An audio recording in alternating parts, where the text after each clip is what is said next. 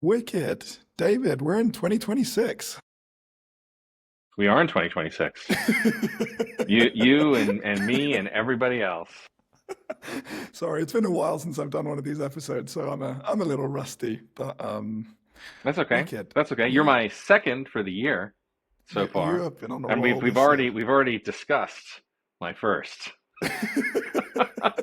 which If you would like for for to. for the viewer, I mean for the with my lovely friend Natasha Vernier, her new podcast In Control. You can listen to me swear enough that my team has brought up the idea of me needing a swear jar, which I'm going to try not to do in this podcast. We're going to see how far I go. Oh, it's always fun at Griffin. It is always fun. It is seriously fun at Griffin. I don't even mean that as a joke. But yeah, we are kicking off We 2020. are, yeah, Sorry, we're yeah. fundamentally some very unserious people doing some very serious work.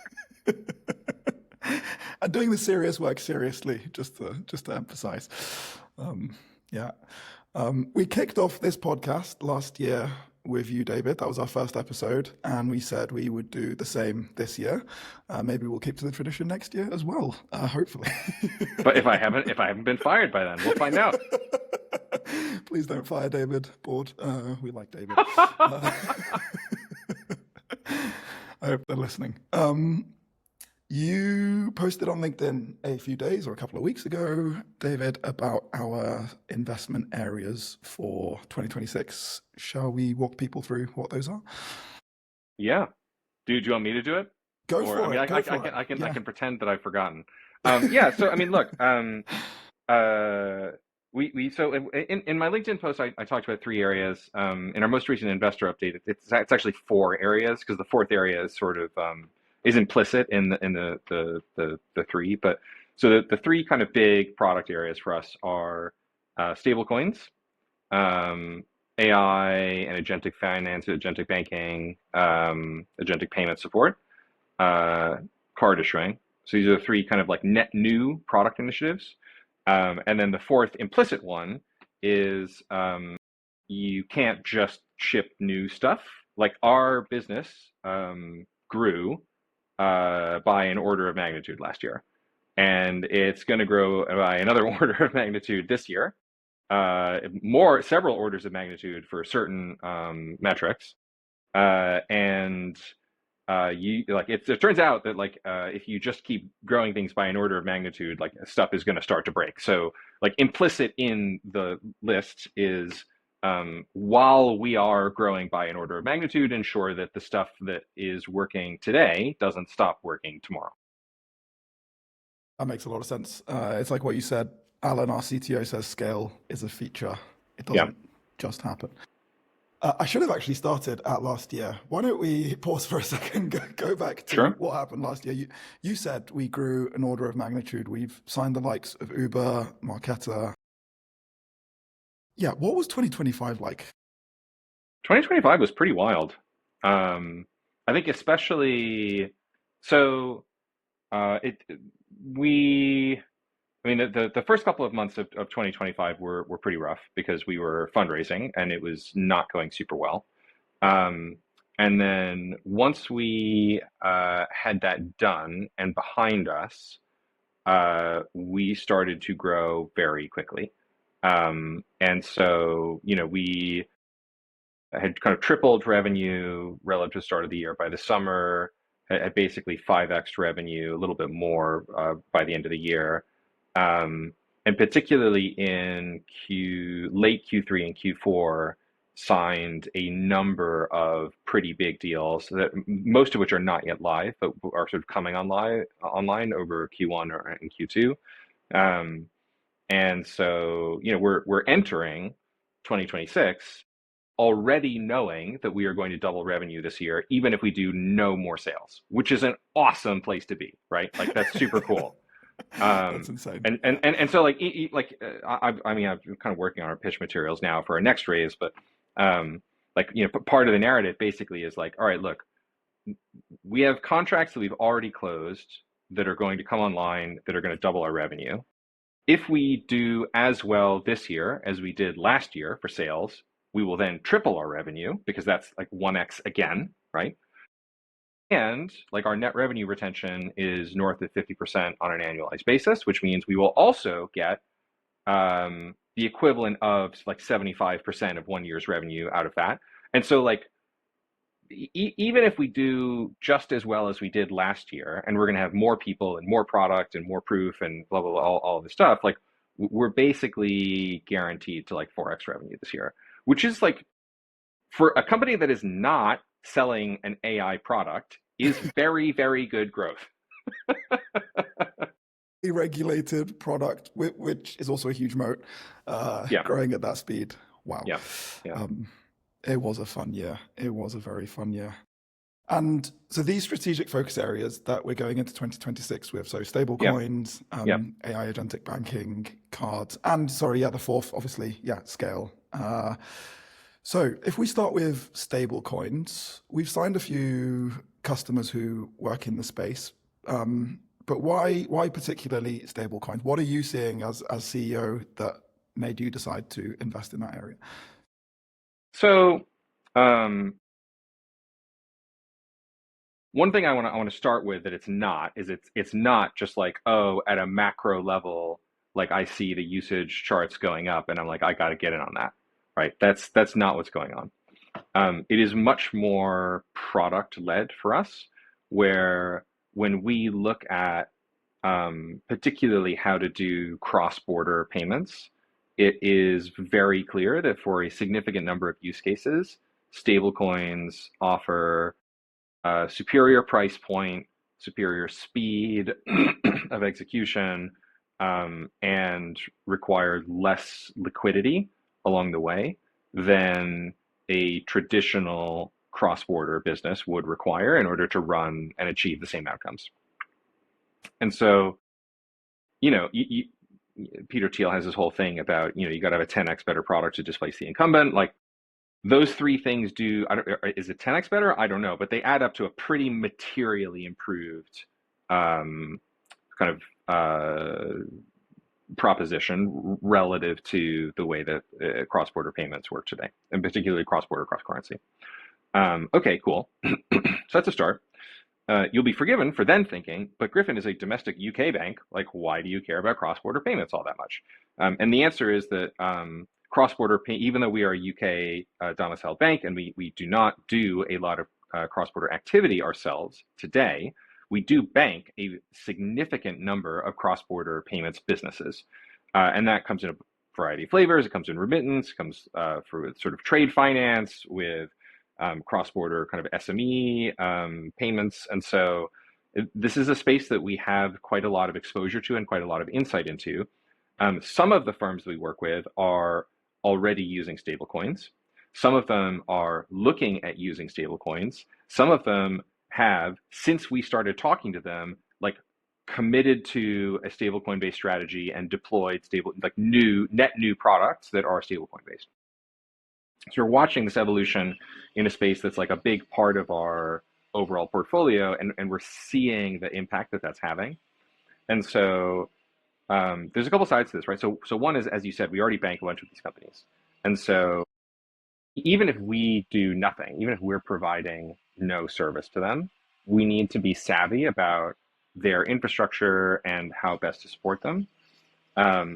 The next thing that's going on is there are stablecoin infrastructure companies that are also coming to us. And part of this is driven by MiCA and the Genius Act and their kind of respective regulations. But part of it's also just the need to like access the traditional banking system, where they need a traditional banking partner in order to be able to handle and process payments. And so we're also selling into that sector. And so, once both of these are true, where you're like, okay, cool, we're actively working with companies at the app layer who are using stablecoins. We're actively working with companies at the infrastructure who's using stablecoins. All else being equal, our customers generally would prefer to get more stuff from us as a sort of single place. So a lot of our kind of like general strategy is like a land and expand strategy, where we're like, the thing that you will come to us for is bank accounts, right? Like, our bank accounts are highly flexible. They pay good rates of interest. There are very few banks in the UK and indeed in Europe that have kind of a modern API first API banking proposition. So like that is a very, very good product, and it's the reason that you're with us. And then once you're with us, like all else being equal, like you probably want a whole bunch of other stuff. And by the way, we can have that other stuff and you can get it here and it'll all be part of the same proposition and it'll be a very nice product.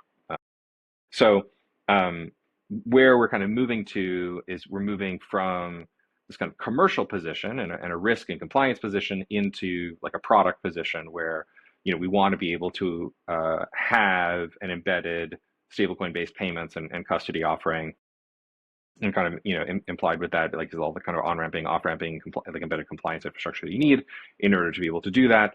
And we're not going to build all of that stuff ourselves. Like we just like don't have the time to build all of it today. And so like some of that's going to be working with partners, but kind of embedding it into the platform so that a customer gets the same kind of consistent API experience, like holistically. So that's the kind of rationale. Wicked, wicked. I love the fact that it's based on partly or largely based on that existing customer like pull of like we can see what's happening, and it kind of feels like one of the obviously the initial hypothesis for Griffin was based on that, but it's very cool to see that we're live in market and then customers are telling us, hey, I'm doing this, and I was like, oh cool, okay, yeah, we can actually help you do that. That's a really cool evolution. Now you mentioned Mika in in the EU, the Genius Act in the US, the UK regulatory environment around stablecoins is still evolving. How do you think about building product, and this specifically stablecoins, in that type of environment where things are not fully settled yet? And so this actually gets back to my point about like leveraging partnerships rather than building it in-house, right? It's like the regulatory framework today for us to be able to offer this not only at a platform level, but at a regulatory level, i.e. have all the licenses and like and all the infrastructure together. Bluntly, right now, it doesn't play nicely, right? And so it just doesn't make regulatory sense for us to try and bring all of that in-house. It makes much more sense for us to say, okay, like you over there are crypto asset registered, you have custody permissions, you have this infrastructure. It makes more sense for us to essentially contract, you know, to design these on kind of tri-party contract basis, right? So when, you know, cash moves from, when a customer wants to move from fiat into crypto, that is no longer being held at Griffin, right? It is now being held at like a custody partner, like a separate authorized custody partner. Now, this is all being handled over the Griffin API, but we are not the custody partner, and being very clear with them about who exactly has which obligations. It would be really interesting to see, you know, what this looks like as the regulatory framework continues to evolve. But, you know, with the market kind of moving as quickly as it is, we need to take a position that is reflective of the regulatory and legal landscape today, not what it might be in the future. It's almost, in a sense, analogous to how our customers, they don't go for a full banking license. They come to us for that bit because we take care of a lot of the legwork there. And then, well, it's not just that, right? So it's also, it's very specifically how banking regulations and crypto asset regulations currently interact with each other. So for us to hold as a bank crypto on our balance sheet carries a extremely punitive risk weighting, right? And so as a consequence of that, it simply does not make sense for us to hold it on the balance sheet, right? And so as a result, like because we would get punished for doing it, we are not going to do it. But you know, there are alternative approaches to that, and there is, you know, a reasonable question over whether, you know, appropriately regulated stablecoins with appropriately scrutinized issuers should be subject to different capital risk weightings. Very fun question. That is. I mean, this is again. I'm a deep regulatory nerd, but this is the stuff, right, that you've got to be good at if you want to be serious in the space. Yeah, yeah. That is very cool. The next very deep topic, agentic banking, agentic finance, agentic payments, whatever you Yeah, want to call it, commerce. yeah. Why this one? And I think you mentioned in your post specifically e-commerce. Hmm. What makes Yeah. that a good, obvious kind of like first use case to go for when it comes to agentic payments? Well, so I mean, the E is a little bit obvious, right? So if you're going to use an agent to buy something, it's going to be on the internet broadly, right? Like I don't, I'm not going to like go to my local coffee shop, like stop in front of the barista, whip out ChatGPT, and be like, pick me my preferred coffee, please. Like that doesn't, like it. I mean, maybe we'll get there, but who knows? This could be a shortness of imagination on my part, a deficiency of imagination. But when we think about e-commerce, right, like there are a bunch of things that people think about, right? So there's the highly mundane, right, which Amazon tried to kind of get to in the past of like the kind of dash buttons, but it, just like, hey, just make sure my house is stocked with the stuff that I need, right? And then on the other side, there is the highly complex, where I think, and this is, it's interesting to watch people do this kind of push and pull, because I think shoppers want this, but merchants are not convinced that this is the way that it'll go. But holiday planning is one of the other big ones, right?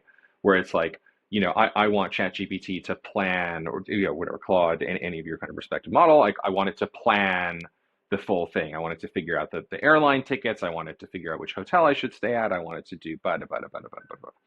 And anyone who's planned a serious holiday knows like that can be a bunch of work. For some people, that work is the fun. For many people, that work is stressful. Um, and I think there is, a real opportunity in, um, we'll just call it, agentic commerce, right, or agentic payments, for people to say, hey, I want you to just go and do this, and for the agent to go and do that, and for them not to be clicking around and doing the card and filling in their card details and all of this stuff, right?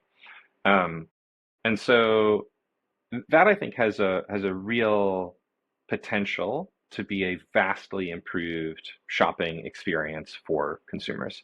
And even though that product, doesn't exist yet at scale, um, I'm just a principled believer in this. Like I don't like placing bets on changes in consumer behavior because they happen very, very rarely. But this is one of the few cases where I'm like, no, like I can see it. Like I can see it. I can kind of taste it.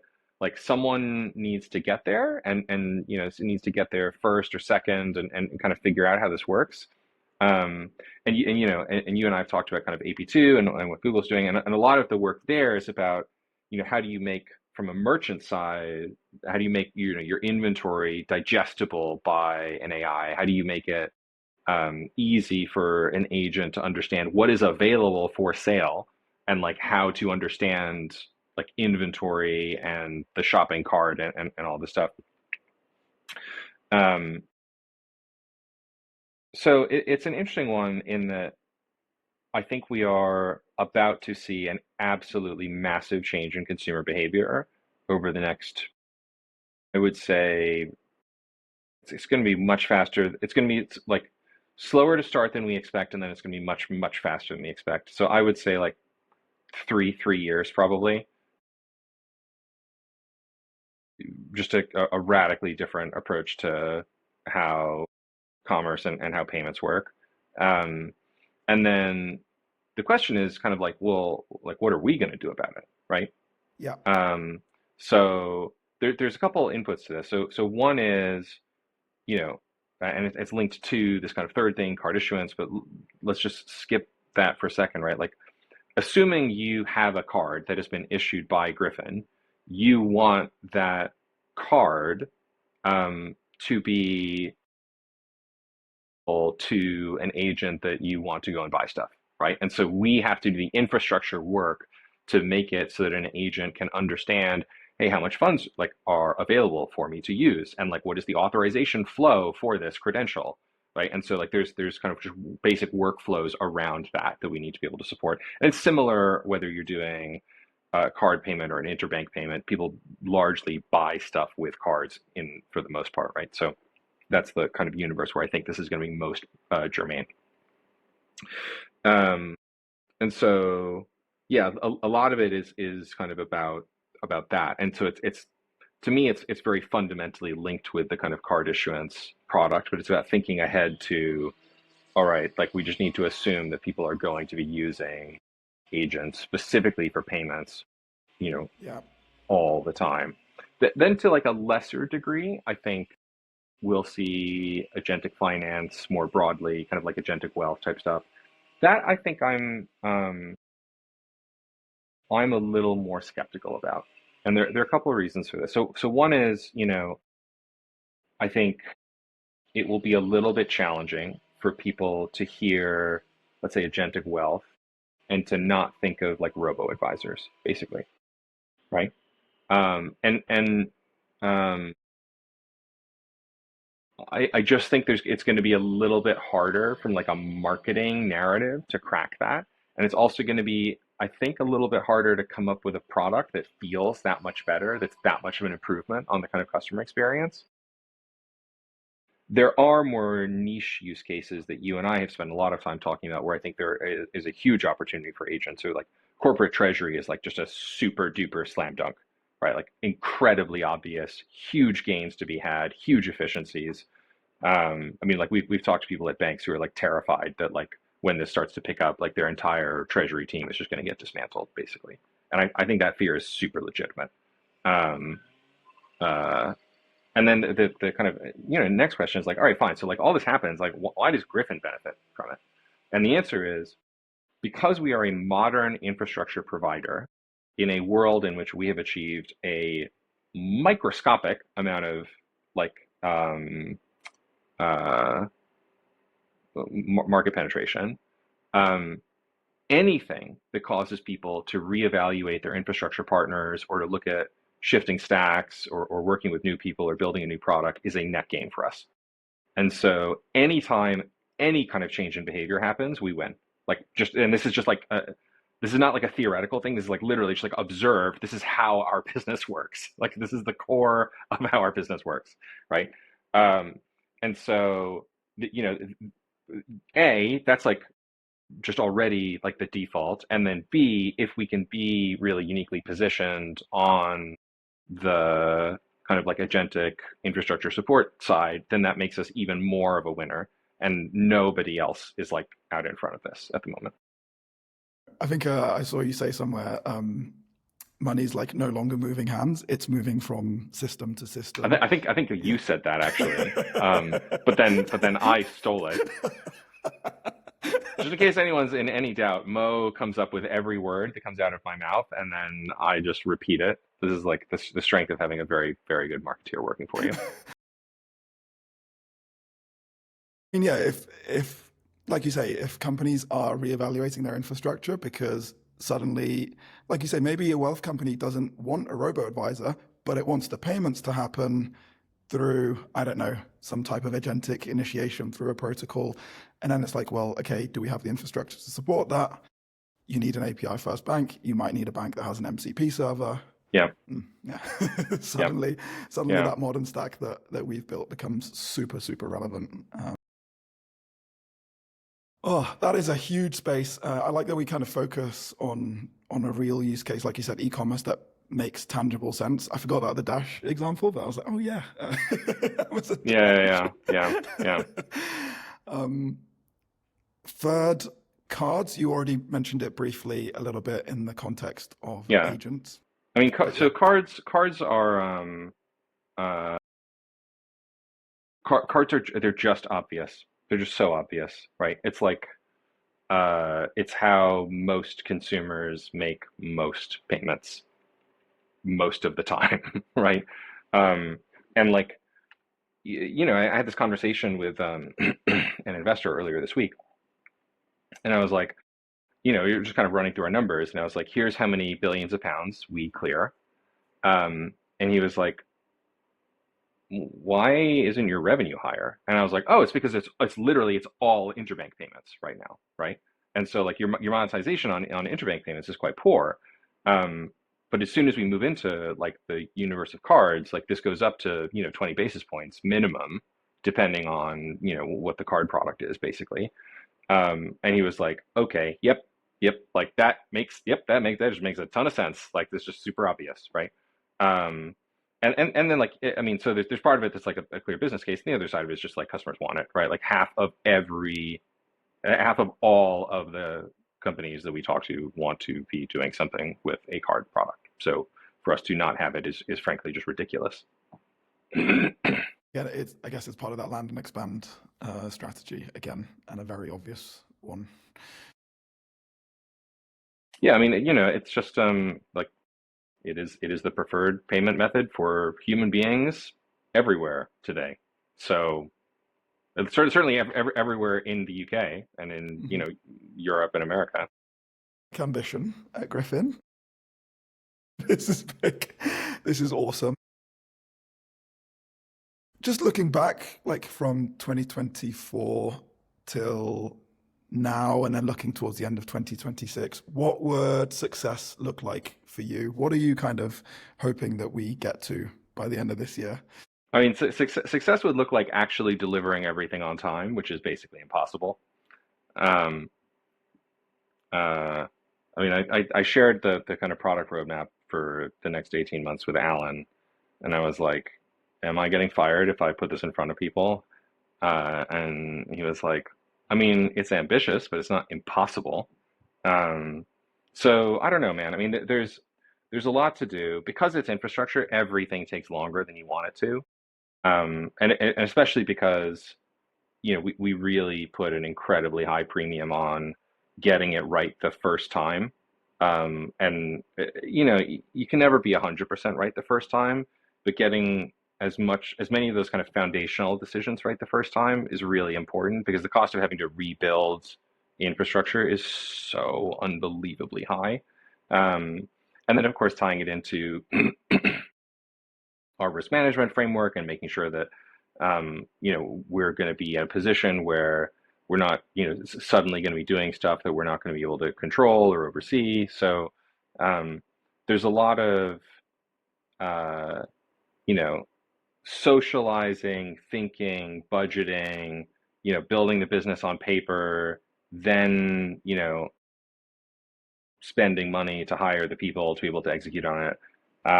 And some of this stuff, even where it's really obvious, you do need to move in phases, right? So even though the card stuff is really obvious, and we kind of largely knew who we were going to work with as a network and as a processor, there's you have to do the diligence and actually say, all right, these guys seem cool, but let's really, really look at the market and challenge ourselves very deeply on, is this the best partner?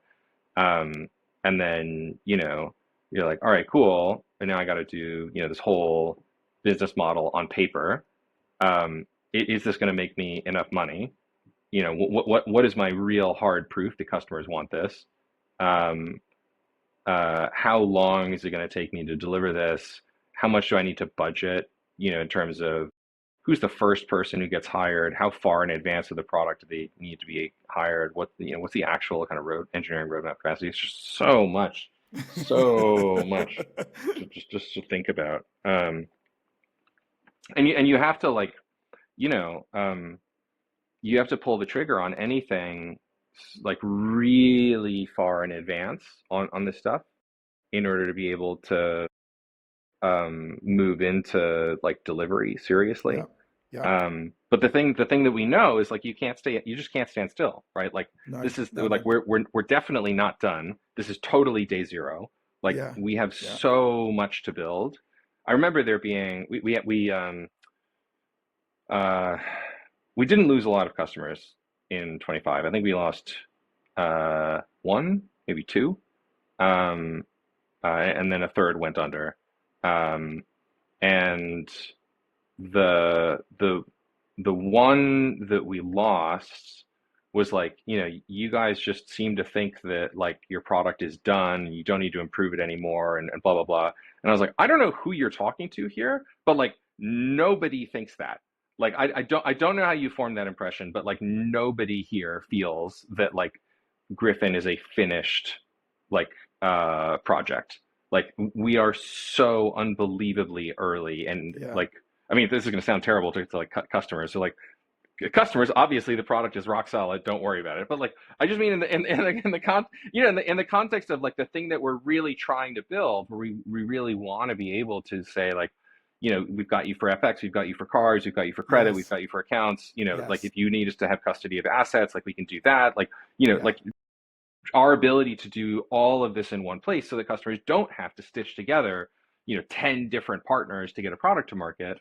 Like we're so early in all of that.